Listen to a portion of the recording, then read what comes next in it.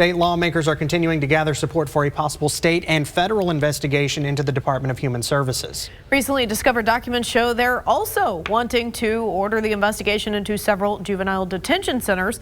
That includes the one right here in Tulsa. Fox 23's Devin Lyon is live with an update on the order from the State House and how that independent investigation led to Tulsa being added to this.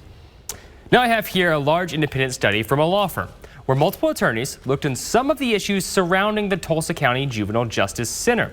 Now it begins with how 2 detention officers were arrested for multiple sexual assault charges, and it ends with a request for the facility's temporary closure and a state investigation to open.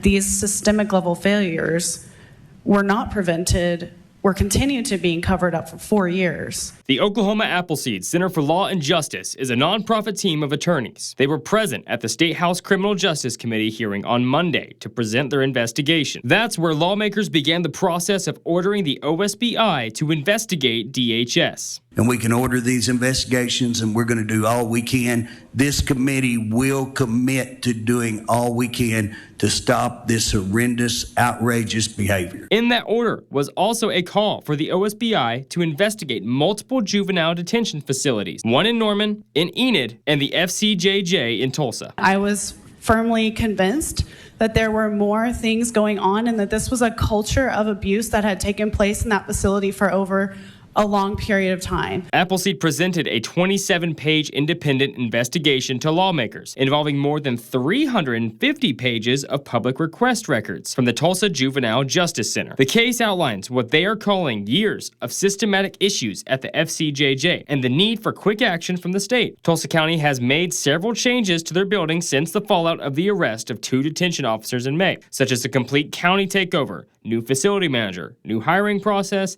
and a community advisory board. Fox 23 also brought you coverage of an inside tour of the facility last week. But the attorneys in this study say children being held there are still, quote, vulnerable to an ongoing harm. They call for, quote, immediate and meaningful intervention, including the temporary closure of the facility. It's time that the state capitol began to hold what they were elected to do, hold these agencies accountable. I spoke to State Representative J.J. Humphrey, who is the chairman for that House committee. Can we expect more action to be taken by the state over Tulsa's juvenile center?